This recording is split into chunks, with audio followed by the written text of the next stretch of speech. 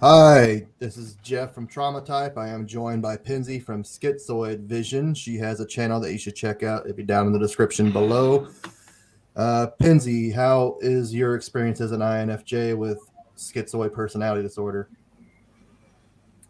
Right. Well, I don't tend to naturally sort of catalog my experiences as such, but I think that what I could do is give like a summary of what I've experienced, and it's the feeling of trying to understand like myself and trying to understand myself in relation to other people, but more trying to understand other people to sort of understand like why there's like differences.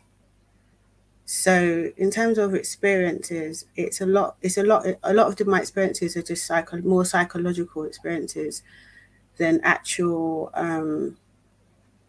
sort of recollection of physical experiences. But if it becomes relevant, I might connect with an actual sort of physical experience that will give an example of what I'm talking about. Hmm. So, why do you think you've developed this? I know your channel. You want to tell people about your channel a little bit first and like what your mission was? I know you're a persona Bella in the beginning, then you changed it to Hmm. Schizoid Vision. Yeah, because first of all, I came into MBTI after discovering I was an INFJ, and I've always sort of been into creative writing and stuff like that. So I was sort of experimenting with personality types and dialogues and putting different types into situations. Um, but really, I felt that more than being an INFJ, that schizoid personality disorder was more reflective of who I am on a deeper level than what INFJ could reach. So I switched over to creating awareness about schizoid personality disorder because it's a relatively under researched disorder, and there are a lot of people who are affected by it, but they've never heard of it before. And I think that if more people knew about it, that it could enrich and enhance other people's lives. Yeah, I imagine it's a lot like avoidant personality disorder. A lot of people just don't want to come forward and seek treatment. Is that similar with schizoid, you think? Um, there's some people who are schizoid who are perfectly comfortable with how they are, and they don't actually realize that it is actually a disorder. And for some people, it's not actually a disorder. Categorically, it's only a disorder if somebody is uncomfortable with some of the symptomology. So yeah, it's known that a lot of people know, but seeking treatment. Sorry, I kept muting your mic on accident. I meant to mute mine. We didn't get all that. I'm so sorry. Oh, okay. Where You should said I go that back? some people are comfortable with it, and it's only a disorder if some people aren't uncomfortable with it, and that's pretty much all I heard. Yeah, it's basically because the whole issue around the schizoid personality disorder is that there's a lot of debate about categorization, like how to actually categorize a disorder.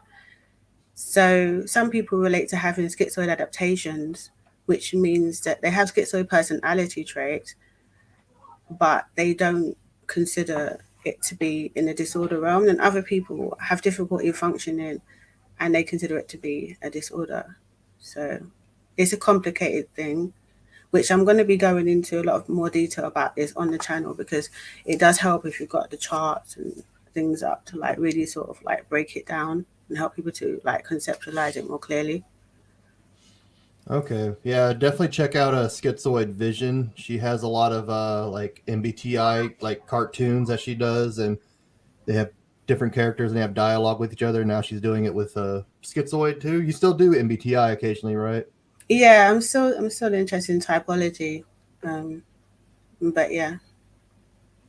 Yeah, and she also's been doing some interviews lately too. I just interviewed with her last week, and I'll put that down in the description as well. Mm. So be sure to check that out. We talked a little bit more about my experiences with avoidant personality disorder. These two, if for people who don't know, these two disorders are pretty similar. schizoid personality disorders are cluster A, what they consider, I kind of consider them all on continuum. And Mm. avoidant personality disorder is a cluster C personality disorder. And cluster A's are the kind of the odd, eccentric personality disorders. They often associate them with schizophrenia. And cluster C's are the fearful, avoidant, anxious types. And there's a lot of unknown more than known. A lot of like clinical psychologists and psychiatrists pretend like they know a lot more than they know, but there's so much to be discovered about these disorders and Mm-hmm. many others. It's a work in progress still. Like, mm-hmm. So, how would you compare the two between avoidant and schizoid? What is your like definition of the two and the differences and the similarities? Well, what I'm going to be going into more in future is the difference between the DSM-5 definition of schizoid personality disorder and then the original psychoanalytic theory definition of schizoid personality disorder. So if we go to the psychoanalytical side of things, um, the way that they categorize schizoid personalities is having some avoidant traits um, by default. And this would manifest by certain schizoid individuals like oscillating in and out of relationships, so being attracted to being in a relationship and then withdrawing from the relationship because of the feeling that they're losing their autonomy when they're in a relationship, so wanting to be alone again so that they can sort of recapitulate themselves. So also there's some schizoids who have desires to have relationships, but in when it comes to having relationships in real life, there's barriers to making that a possibility. So that's got some similarity with avoidant disorder. Mm-hmm. But what's happened with the DSM-5, if they've taken the avoidant traits um, and they've added like a social phobia to it to create more of the avoidant personality category, whereas originally avoidant traits were recognized as being part of the schizoid personality disorder, Mm-hmm. potentially part of that. So it's a bit confusing that they sort of chop things up, moving to different areas, create new categories. So it's quite complicated. For sure. For those watching at home live, I appreciate it. You could put some questions in the chat and we'll get to them soon. Um, Mhm. so you said that some people kind of like they want to have relationships and some don't. Where are you at on that spectrum? Um, I sort of change, but at the moment, I think that I want to reconnect with the world. I think really part of the channel was an attempt for me to come out of my isolation and to try to connect with the broader spectrum of the world. But I'm still sort of like uncertain as to the level of closeness that I want to be involved in because I've been pretty isolated for a long time. So this is all still pretty new to me. Like just talking to people and interacting with people is not something that I'm used to doing. So what made you want to go out and strike relationships, strike conversations with people? What is the motivation there? I think because I have a reason, and that is because I feel like I've got something to say, and it's linked to the schizoid personality disorder. So, so having that reason, it's like connecting with people on a common ground rather than just sort of like thinking, oh, I just want to meet people and just talk to them about any random stuff. It's actually something that I feel that is useful and that people that do relate to having this disorder or the adaptations, um, yeah, there'll be a connection there, I think, psychologically. So it gives you a little sort of, what's the word? Like a step already in the direction of connectivity from there's something in common rather than just connecting with any random person, if you know what I mean. Yeah. Mm, And it seems the biggest difference, and you kind of touched on this, between schizoid personality disorder and avoidant is the avoidants tend to have like a sense of anxiety about relationships, like a fear of rejection, a fear of social ineptness, and being embarrassed. I did hear some people with schizoid personality disorder say that they do get moments of anxiety and moments of Hmm. loneliness. Do you experience that, or is that pretty typical? Or I found like in the past, more when I was younger, I more felt the impact of my sort of avoidant trait because I think at that point I was still in the process of personal development of finding confidence in the world. But what happens with schizoid personality disorder is that we detach from our emotions, and over time, this can manifest as us suppressing the feelings. So if there was any feelings of fear, they would get suppressed or disconnected from due to the schizoid personality disorder. So we're not really going to be overcome by it because our mind naturally emotionally like disconnects when we feel stressed or when we feel in difficult situations, so it's not going to be so impactful as with people who have avoidant personality disorder.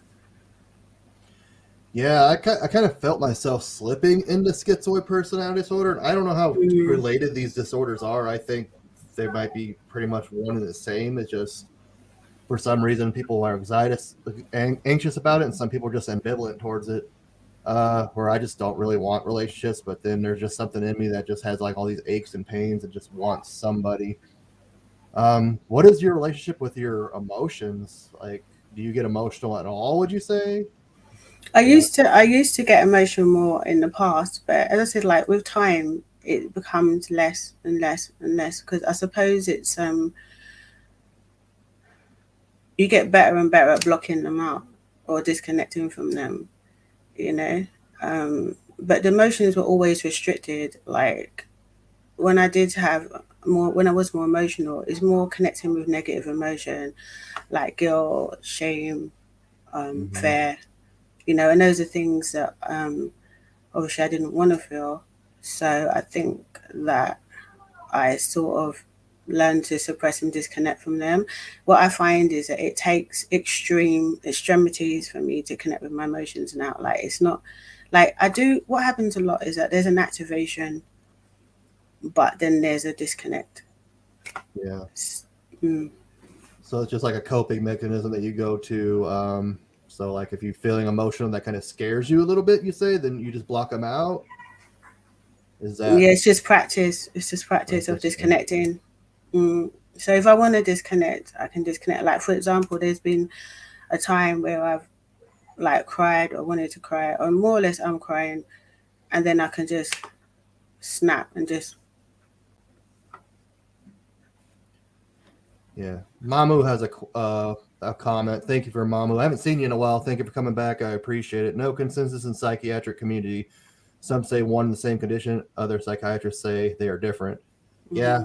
The DSM-5, I don't know where you're at, Mamu, pretty much says they are different, and not too many people want to deviate from the DSM-5. I don't think the DSM-5 is all that helpful. There's a lot of convolution there, a lot of overlapping symptoms, and I think personality disorders are pretty much just one and the same. I really want to venture in and kind of see like what personality types develop what personality disorder. You kind of see the link there, personality type and personality disorder, of course. Why do you think that you developed it? Can you tell us a story of like any traumas or any past history? Yeah, sure. Well, as far back as I can remember, I've always um, had schizoid traits and exhibited schizoid traits, and that's just basically when I was young, I like hardly ever spoke, um, and I never felt a desire to approach another human being for anything. Um, I just would stand and watch on the sidelines, and they thought that I was like extremely well behaved as a very young child because I wouldn't like run up and like grab things, or um, I didn't really like cry or ask for things much. I was just pretty just quite neutral from a young Mm-hmm. age. And my theory on what may have happened is that, well, I looked into research and they said there's a link between premature babies and schizoid personality disorder. Also, genetics play a part as well. But Yeah. when I was born prematurely and I was put into an incubator unit for about a month, and that would constitute an early trauma for some babies. Obviously, there's a separation between child and mother. So I think that disconnect might have influenced my ability to bond with other human beings. Yeah, for sure. I had a friend that was born 3 months premature. Mm, I think he might actually have avoidant personality disorder and dependent personality disorder. I think he's an ISFP possibly. But he mm. also has a lot of other things. He might have had schizotypal at one point too. He grew up thinking he was a vampire. He sweared up and down that he was a vampire, and Really, really had that's odd. unusual. Yeah, that's something with schizotypal. They have real odd magical thinking and beliefs about themselves, and it was kind of interesting and stuff. Like, hey, bench press this, and he couldn't bench press like 100 pounds. Like, aren't vampires supposed to be strong and stuff like that? That's usually a lot of Oh, fun. Yeah. that's kind of like interesting, though, isn't it? Like, did he like sleep in a coffin? No, he had a lot of neglect and abuse, unfortunately, in Oh, his upbringing as well. Yeah, but I was actually born a month late, so that's kind of interesting. I wasn't no ready to come out and get in this world. Hell no. oh, okay. You wanted to stay in. Yeah, Yeah, I yeah. don't blame you. There's actually like a theory as well that what contributes to the development of SBD is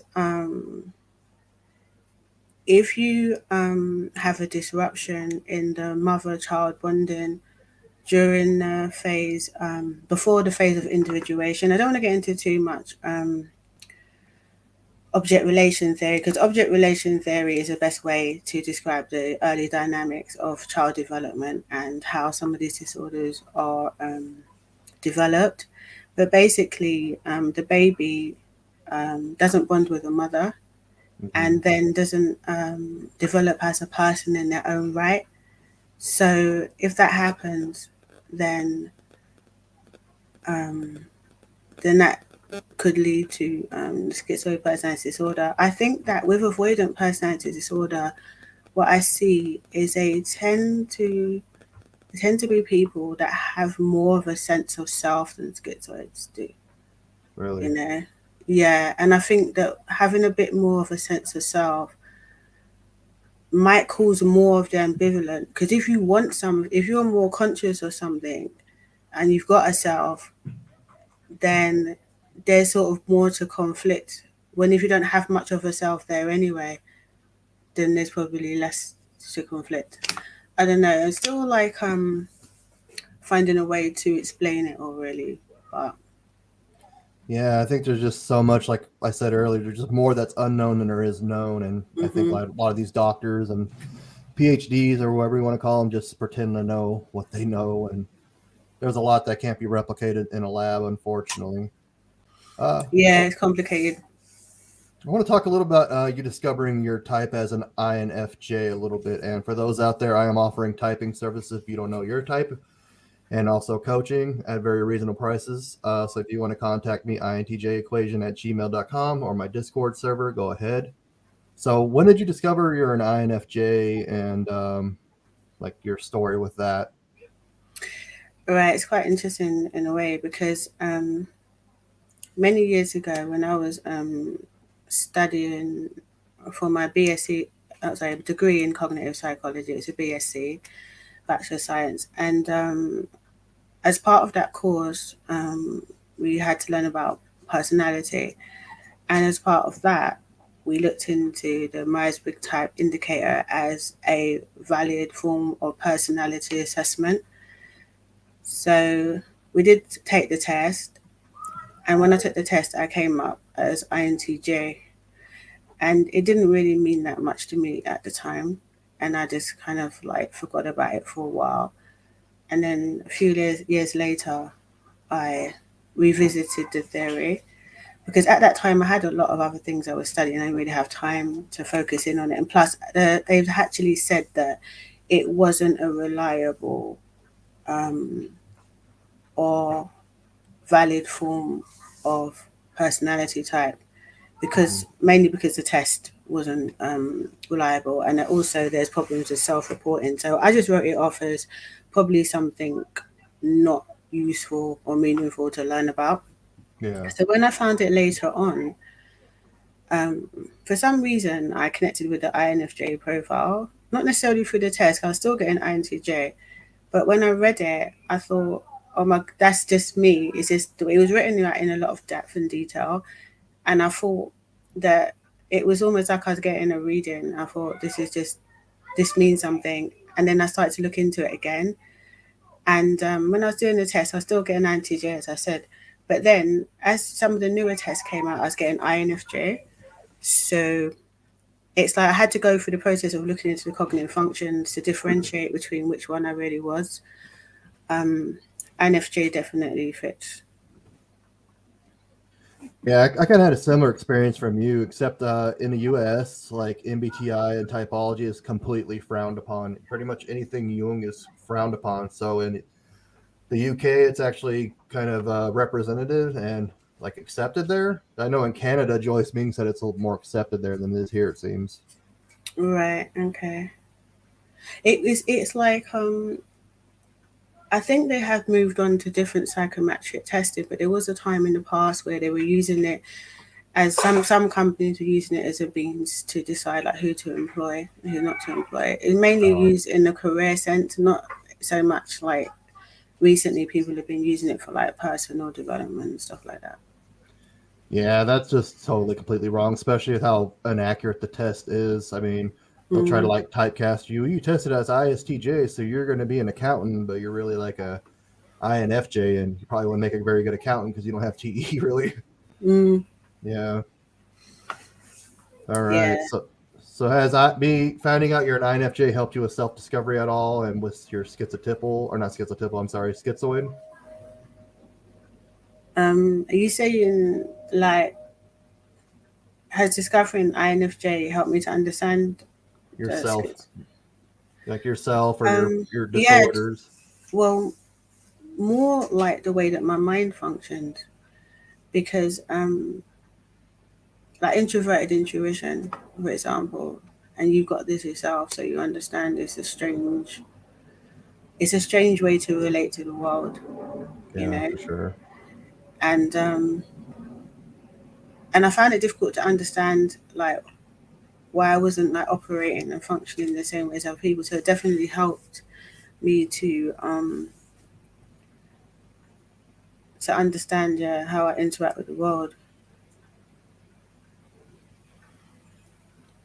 Okay.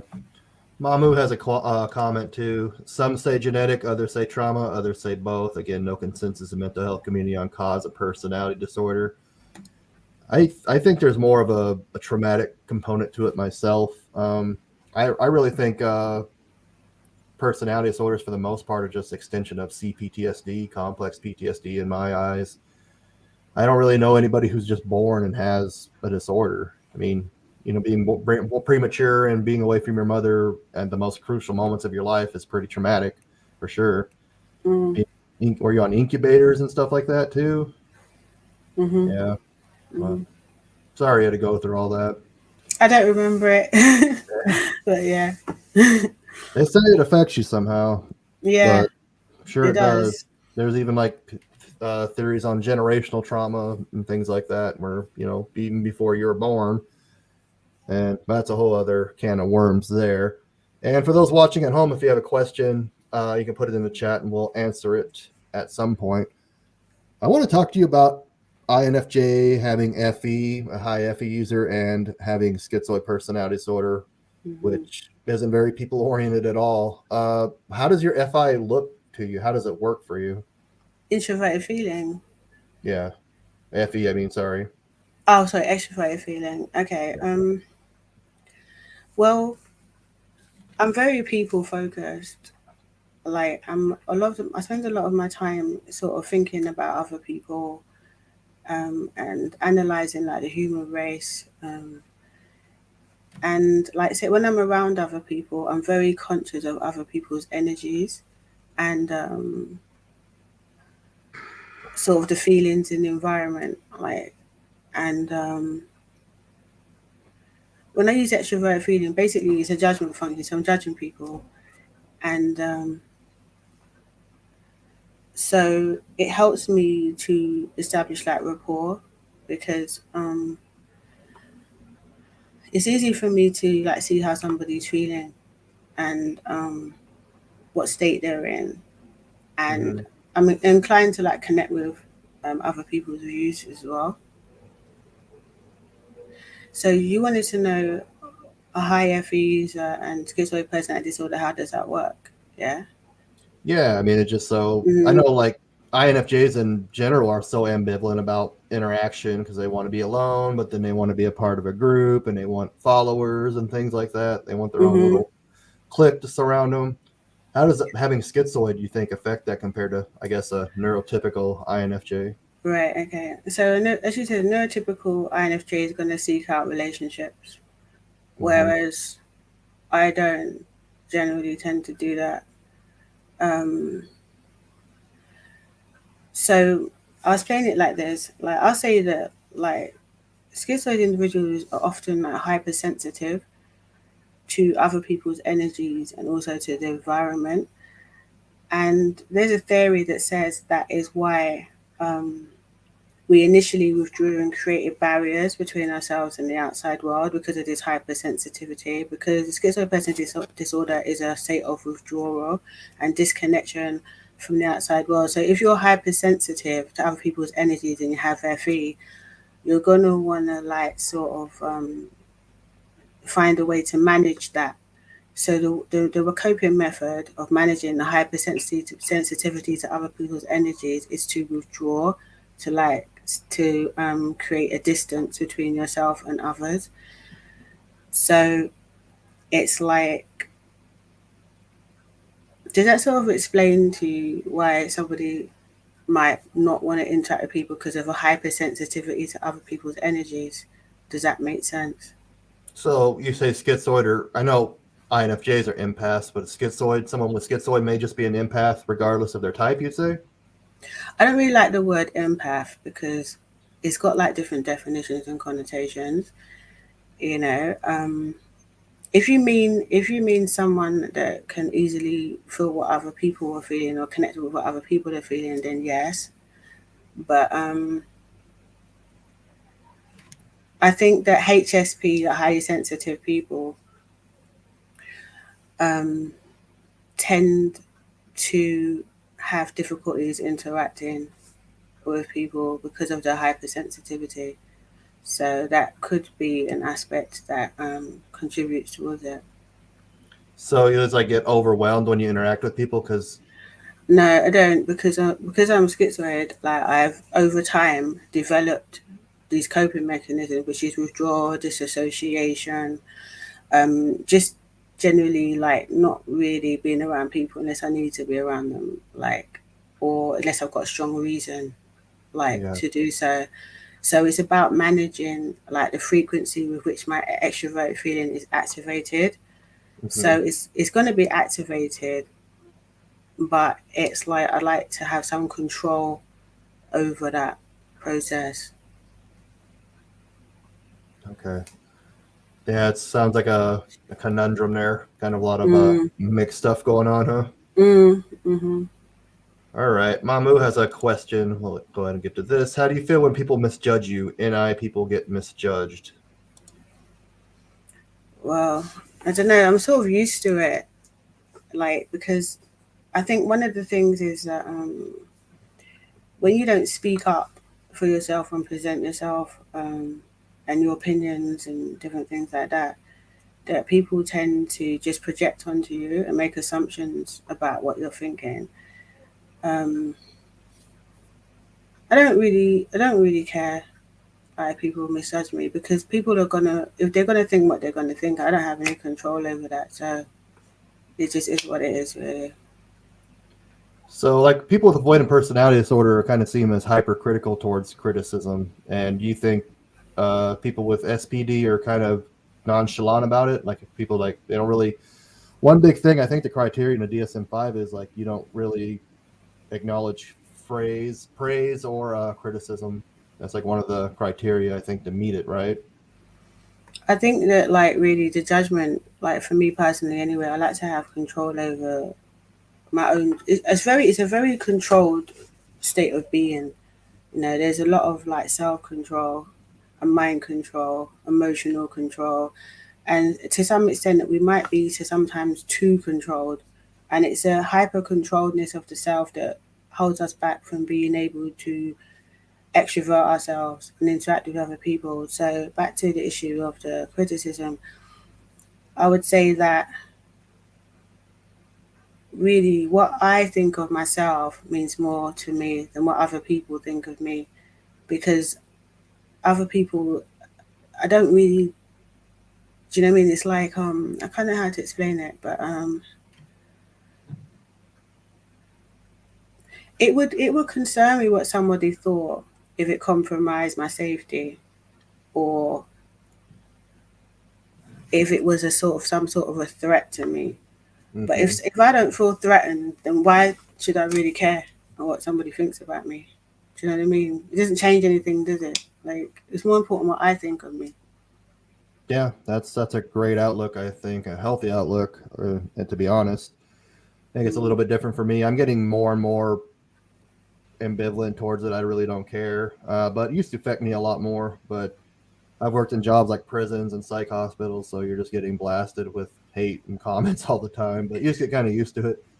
I would say though that when you say blasted with hate and negative comments, I would say that if somebody's got strong negative energy, that's something that I'm gonna recognize. Hmm. Do you know what I mean? It's something that I'm not gonna want to be around. You know, I would do something to remove myself from that kind of situation. I wouldn't really want to stay there, but I can cope with negativity if I need to because I've got these defenses in place. But you know, it's one of those things that you nobody really wants to be around people that are like hateful. I think really. Yeah, I seem kind of drawn towards that kind of a career. I don't know why. I guess I could just take it. Um, Yeah.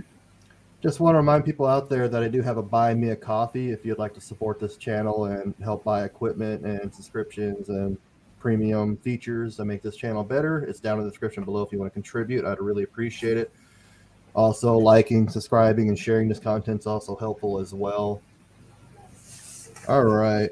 Uh, I know you kind of talked about it, but what is SPD in your own words? If you could just write a book and be an authority on it, your own discoveries, what do you think it is? I think that it's some sort of a disconnection between the self and the outside world, a detachment, should I say, not a disconnection, a detachment Mhm. between the self and the outside world Okay. that prohibits, you know, the formation of close interpersonal relationships. Yeah, for sure. How's like work for you? You said you got a degree in psychology. Have you been using that degree? Is just working too hard for you? What's your situation there? I just engage in like mainly in personal projects, you know. So I've done different things. I'm gonna actually do a video about this in future, talking about my past and experiences with work and relationships with work. Because yeah, there's probably a lot to say in that area. So basically, you work for yourself right now. Yeah, That's the way to do it, I think. All right. There's a lot of people who speculate that SPD is on a continuum with schizophrenia. Like when people think of schizophrenia, they think of like hallucinating and delusions and stuff like that. Those are the positive symptoms, if you want to call it positive. I don't know where they get mm, positive and not negative, but really, is it? you know, but the negative symptoms are withdrawing, being isolative, not really communicating, being flat, and that's what SPD is associated with. Do you think it is on a continuum with schizophrenia? I think that yeah, it's on the continuum, but then I think so neurotypicals are also on the continuum because someone who's neurotypical could enter into a stressful phase in their life and find themselves developing psychosis. It might be because they had a genetic component that made them predisposed to be that way, but it's not necessarily that if you're schizoid, you're gonna become schizophrenic. It's like anyone can become schizophrenic, like you know. Yeah. Do people with SPD generally struggle with like suicidal thoughts, ideation, things like that? Yeah, that's a big part of the disorder really. Um, I've learned to live with it really, but it's been going on like probably since I can remember back since to the age of maybe about 14. Hmm. Mm. I've learned to sort of ignore it. So you've had those ideas and thoughts in your head since 14. Hmm.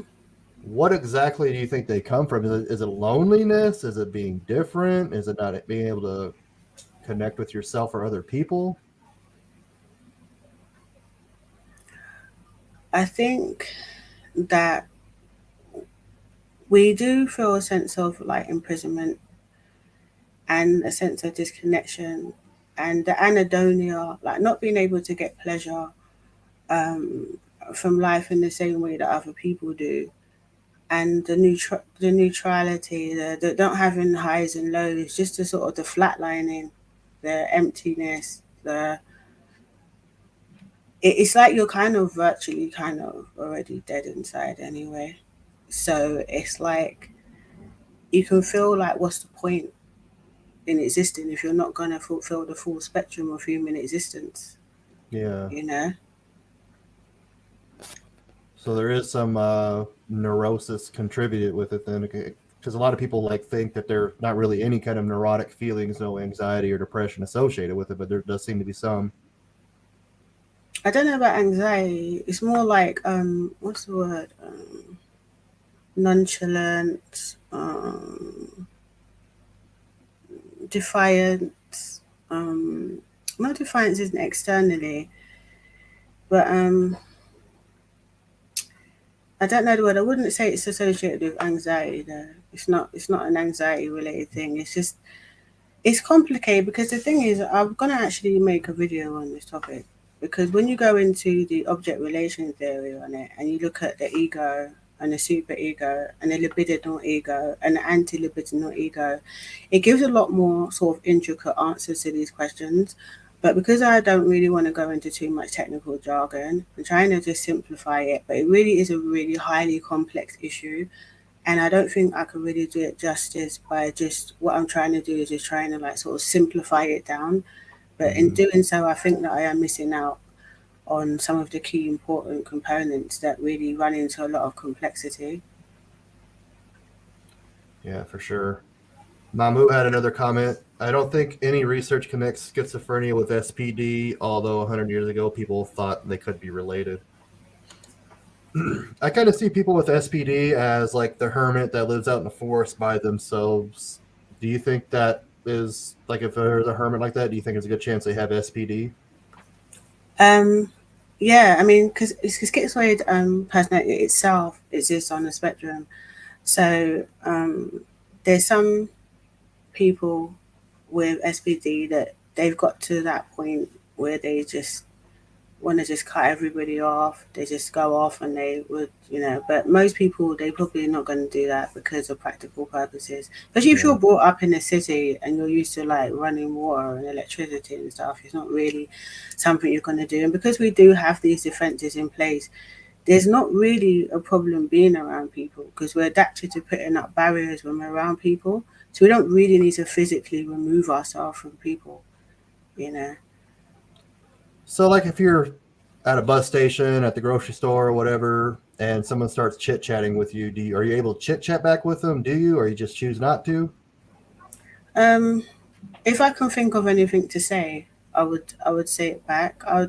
Would try to be polite, as far as possible. Sometimes like I just would go blank and then can't really think of anything, but I would more try to reply to them and say something back, or just even just give a little nod or little sort of eye gesture or something to show that I recognize what they're saying. Yeah. How was it like going to school for you growing up with not being able to communicate with people? Were you a target of bullying? Did people just leave you alone? Well, it wasn't that I couldn't communicate with people. It's just that I didn't have any motive to communicate with Mm, people at first. But what I did is I spent, say, like the first years of school, like analyzing and observing the other children and learning about their patterns, movements, and who they were. And then as I got older, I developed, because what happens with people who have schizoid adaptation, schizoid personality, is that we tend to interact with the world through a full self system, which means that we develop personas that we engage with the world primarily through role play. So, what I did is I found a way to develop a persona that I could engage with the other children and bring them into sort of a role play situation with me. But then going forward again, it's like each different stage. Sometimes you have to develop a different persona depending on the situation. Mm-hmm. There's a element to of masking to having Hmm. SPD. Yeah. Yeah, I say that I've been like covert like most of my life, really. You know, like in terms of like masking. What about if you come across somebody that you can just be your genuine self? How does that compare to like trying to fit into SJ world out there? I think it's not about being your genuine self as such, because it's like, who is yourself? You know, Mm-hmm. if you don't have much of a self, it's not easy to know what your genuine self actually is. Yeah. You know, so it's like, really, that I think the schizoid personality is a fragmented self. So where someone might have like a solid unified sense of who they are, with us we've got parts. So we've got different parts of ourselves. Our personality is split into different pieces. So um, it's not it's not really a sort of a self that you can really present as such, if you know what I mean. And plus, because it's behind a barrier, because it is disconnected from the outside world, it's not that we're trying, no, not that we're deliberately not presenting ourselves. It's Yeah. just that, how do you present yourself? How does that happen? Yeah. I don't know if you watched it. I'm pretty sure you did. Maybe that's how you found my channel. I interviewed a guy named Mike. He's an INTJ who has schizoid personality disorder, and he had a girlfriend who's an ENFP who has dissociative Mm-hmm. identity disorder. So you said there's like your personalities broke up in fragments. Can you resonate at all with DID? Mm-hmm. Yeah. Yeah, because like I could become different people in different situations, like depending on like who I'm talking to, and I don't really have any control of that. But I wouldn't say it's a multiple personality disorder at all, Yeah. because I think with that disorder, it actually causes a difficulty to life. I think it's more the FE adaptations of the INFJ. Right. Would you say, I mean, there's a lot of downsides to it. I think just being alone, not really having a big support system where humans are social creatures, like it or not. INTJs, INFJs don't want to admit it, but we are. We all need some sort of connection and help. And it's very, very hard trying to do everything on your own. And that's probably I know that's a huge disadvantage with AVPD. I'm sure it is with SPD. What are some advantages you think of having SPD? Okay, advantages. Well, I can't talk for everybody, but for me, like the independence that comes with it, not having to rely on other people. Um, Also, not getting involved in social dramas, like that. When you have like friendships and relationships, there's a lot of social dramas involved in that. Um, oh yeah, being cerebral and being very in touch with your own thought process.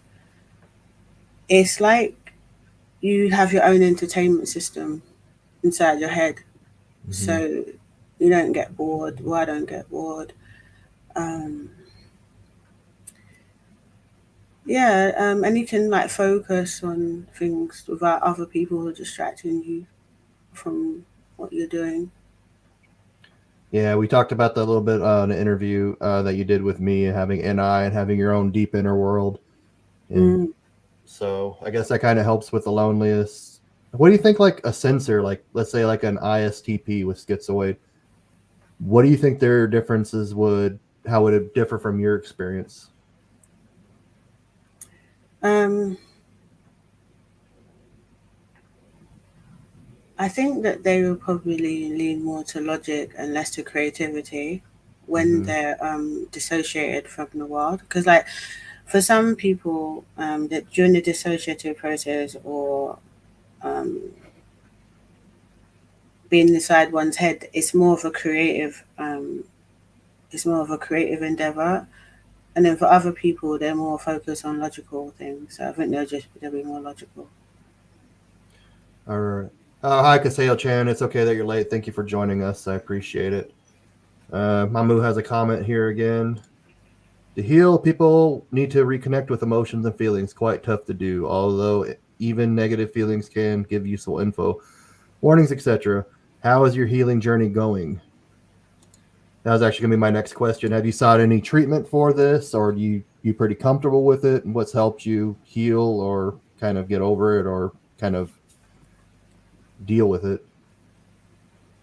I think really like taking a logical approach is better than like trying to connect with emotions, because if you've never really relied on like emotions like all your life, then you get past a certain age.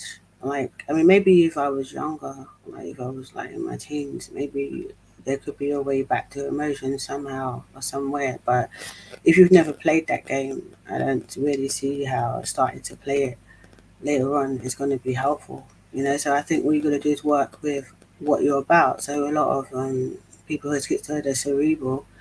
So I think the answers are going to come through intellectualization rather than, and like sort of like philosophical modes of dealing with the world more than emotional modes of dealing with the world. So how should one live one's life, you know, and to look into um, maybe thinking about more existential methods rather than emotional methods. Mhm. Yeah, for sure. um, what I was going to ask, I am getting evaluated for autism next month. A lot of people speculate that AVPD and autism are on their own spectrum. AVPD is just often a repercussion of being traumatized and being autistic, and a lot of people who have autism just kind of develop it. Do you think there's any association with autism and SPD by chance? I think that when you're talking about the DSM-5 SPD, then yes. But if you're thinking of psychoanalytic theory version of SPD, then no. And it's like with the DSM-5, it shows somebody who's withdrawn from relationships. And I think that with a lot of people with autism, unfortunately, they don't have really positive experiences in the social world. Some of it comes from an inability to read social cues. Also, the fact that they're treated as as if they're different, and it can be difficult for them to make that social connection, and then that could then lead on to the development of um, SPD for them because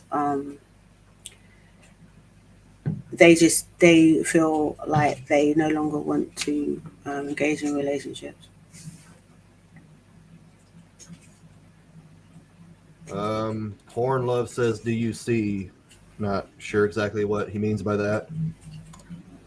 Why do you think you developed SPD over AVPD? Do you kind of ever contemplate that? Do you ever like wonder why like you didn't get avoidant traits? No, like I said, like when I was younger, there was there's sometimes when you do feel some of those traits, but never enough to hold me back because what happened is I would just block it off.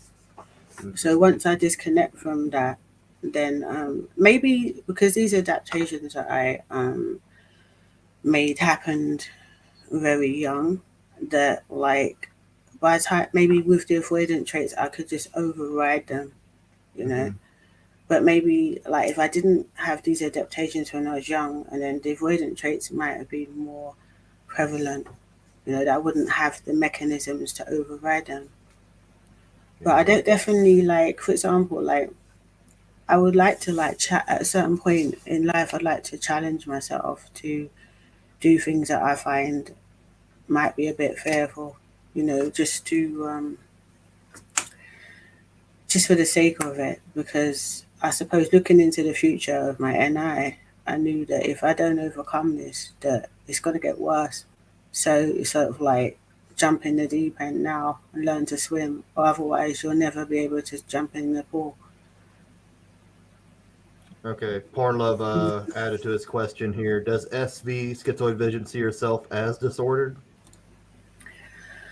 Mm. That's a difficult question. Um,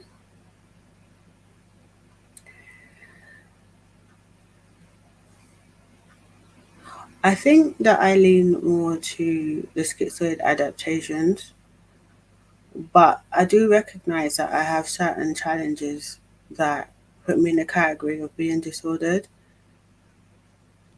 But yeah, it's a difficult question to answer, really. Yeah, for sure. I definitely see myself as disordered. I don't function very well in the world at all. What advice would you give to a young person who has SPD, like someone who's maybe 18, getting out of high school, and just starting in life? Really, what advice would you give to them? Um, I would say that to be patient because they might feel like they don't really want to be here because of the isolation and things like that. But I'll say that really to lean towards their interest and develop their interest because I think it's an interest that's going to keep you in connection with the world because you might not have an emotional connection to anything or anyone, but if you can develop your interest, that you might in future be able to connect with people through your interest. So it's important to like keep your interests up, really. Yeah, that's what I tried doing. Like I said, I used to do judo. I haven't done it lately because of time and my body's starting to hurt and break down, I guess. You really can't do judo by yourself. You're only get so good so far with it, but um, you have to do it with other people to get better. I wasn't really able to connect with anybody, unfortunately, and I kind of got a lot of people just like giving me a lot of weird looks and stuff, like why you're not talking to us and stuff like that. Mhm. Do schizoid usually have group activities, group sports, things like that? No, No. I mean it's possible. I mean, there's no reason why someone couldn't do it if they wanted to do it because I mean, as I said, we don't have any problems being around people because we have defenses in place that help us Yeah. to cope with being around people. So I suppose it depends what someone's personal agenda was, but personally, um, I don't. But I think more for me is having the low extroverted sensing. I'm not gonna do well. Someone throws a ball at me. You know, it's like Yeah. I'm not very responsive, like in real time. So for me, it's not really something I do. All right. I have one more off the wall question here. Then I'll kind of wrap this thing up. What does your SE inferior look like for you? How does SPD kind of change that? I don't think SPD does change that really. Um, No. I think really I don't really want to mix really the INFJ with the SPD because I think they're too. They an INFJ can have schizoid personality disorder, but not everyone with schizoid personality or disorder is an INFJ. So I don't think the extroverted sensing is linked to schizoid personality disorder. But I would say that for me, it's like I'm just not very good with physical tasks. Um, it's difficult for me to stay focused on a physical task, and I can miss things in the environment like that need to be sort of interacted with or put in place. It's like because I dissociate in a lot, it's difficult for me to keep on top of the sensory activities. Yeah, for sure. That kind of his porn love's question kind of piggybacks off mine. What would you say is the most common type for schizoid? What would you say is the least likely type? I think the most common type is INFJ. Really? Um, yeah, I think it is, and I think. But when I say that, I am talking about the psychoanalytic version of INFJ, according to Gunshot Fairbairn, not the DSM-5 version. Um, the least likely type I would imagine would be an FE Dom. Yeah. So, probably ESFJ would probably be the least likely, I would say. Yeah, I was gonna say I can't picture an ENFJ with SPD or even AVPD. Mm, That'd probably lean like borderline personality disorder, maybe like narcissistic or something like that. Yeah, SPD can mm. be ISTJ, INTJ, INFJ. Heard a lot of ISTPs have it too. All ICP right. is right. Hmm. Yeah, I can see that for sure. All right. We got some just gonna our outro questions here. Some book recommendations. It seems like you wrote one. Do you want to give the title of that and explain it a bit? Yeah, my book explanation. It was I don't remember what I said now. In Search of the Multiverse by John Gribben. So that was the book that out of any book I've ever read that made the most impact on me because I tend to live in an abstract world and the world is sort of like a sort of mysterious place. And I found with that book, it expanded my mind and it took me like beyond this universe. And not just that, it took me into sort of like causality and understanding that this life might not be as important as it seems because the book say that if there's a multiverse there could be an infinite number of universes, and if there is an infinite number of universes then whatever happens in this life is not really that important, so it's not really worth getting worried about, is it? Yeah, we're a speck of microscopic dust in the whole universe, so we're pretty Mm, we're pretty insignificant in the whole big scope of things. mm-hmm. All right. What would you like others to know about you, INFJs, someone with SPD, just in general? um we're not thick. You're not Because it's thick. like I'm sorry. not thick, yeah, that we have a mind. If we don't express it, like some people will think that if you don't talk, you've got nothing to say for yourself. And Mm, if you don't sort of recall a lot of facts and details, that you don't really know anything, you know? mm-hmm. And so we could seem like non-entities to other people, but there is a functioning mind in there. It's just that it's not necessarily going to come out. Yeah, usually the smartest people are the quietest ones. They're just observing and analyzing everything. That's for sure. Mm. Is there anything you'd like to know about INTJs or someone with AVPD? Yeah, Or I'd like to know what does your NIFI loop look like? uh, usually I want to do all these goals and have these visions in mind, but I feel worthless and don't feel like I'm good enough. Don't have, I guess, the confidence, or I'm just too depressed um, to pretty much execute my goals and plans. Kind of skipping my TE and SE. Okay, so when you utilize your NI, and do you utilize your NI with your TA, and when you do, like, could you say how that looks for you, or I could ask you a bit more if you want me to rephrase that? Well, when I have my NI, I kind of have a goal in mind, like a big picture goal. Then TE is kind of like, well, let me research this, let me see the best way possible getting there. Then my NI filters like what I look into, who I talk to, and the information I get in and see which way is going to get there. Then I guess I got to use my TE and my SE to kind of execute it to get to where I want to be. Do you ever like get stuck like thinking in your head about your TE plans, or do you literally just do it in the moment according to the needs that you have in that moment, or do you just spend like lots of time just thinking like TE, NITE, like?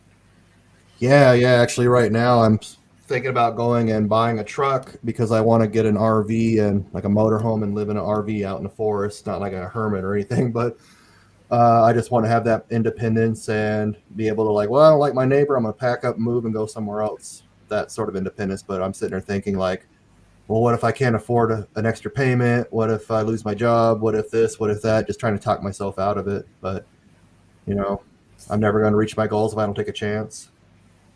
Mm, okay, I think that was Yeah, that was a good answer. It's clear. All right. Well, I think we're going to wrap this up. Oflamo just popped in. Thank you for joining. Oflamo, Mamu, Porn Love, Kaseo Chan, anybody else in the audience that I missed. I appreciate your presence and participation. Check out Schizoid Vision down in the description below. She has a pretty cool channel about schizoid personality disorder and typology. Go ahead, like, share, subscribe to both of our channels. We'd appreciate it. Thank you and have a great day.